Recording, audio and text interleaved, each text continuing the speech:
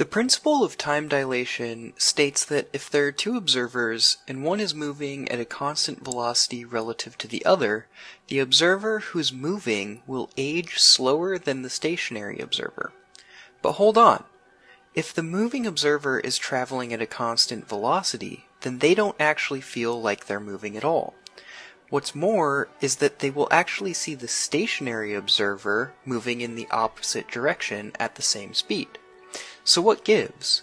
The two observers can't both be younger than the other. That doesn't make any sense. How can we possibly remedy this contradiction?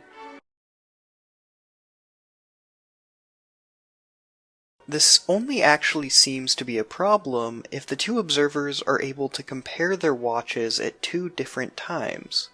If they only compare once, neither can say who is older or younger at a later time.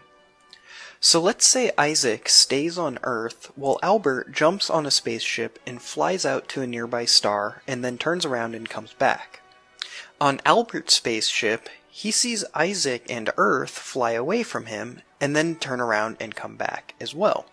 So which one will be younger when they reunite? Well, if we can find a way to definitively say whether Isaac or Albert was the one traveling, then we have the answer.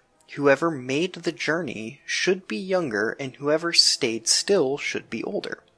To do this, let's draw a space-time diagram in Isaac's frame. Now, on this diagram, we can draw Albert's trajectory according to Isaac as he goes out to the star, turns around, and comes back. In Isaac's frame, lines of constant time will just be horizontal.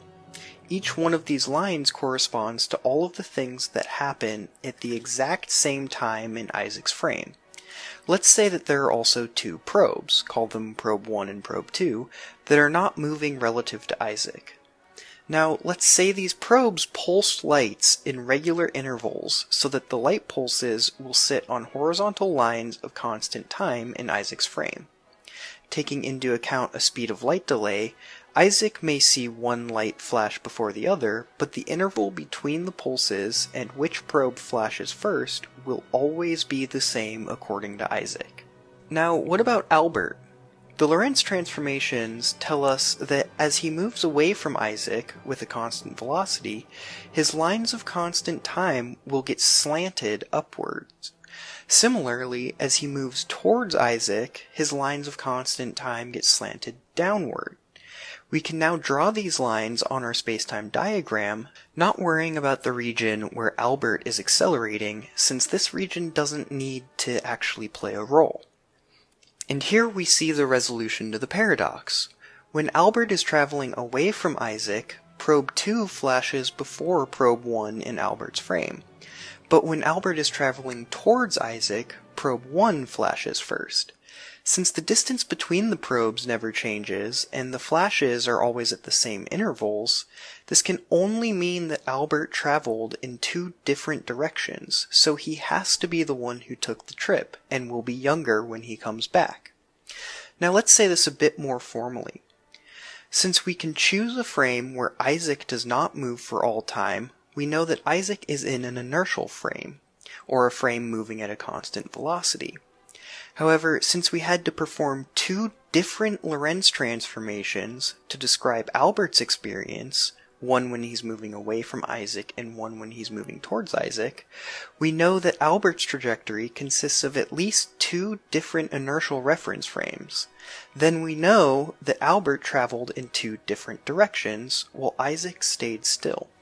Therefore, we know that Albert must be younger than Isaac when he returns. Now here's an interesting problem. Say that instead of the universe going on forever, it wraps back around on itself. All of the same rules of special relativity would apply, but now Albert can fly away from Isaac around the universe and meet back up with him. We can use a single Lorentz transformation to get between Isaac and Albert's reference frames, so we can conclude that Albert only traveled in one direction, so his frame is made up of a single inertial frame.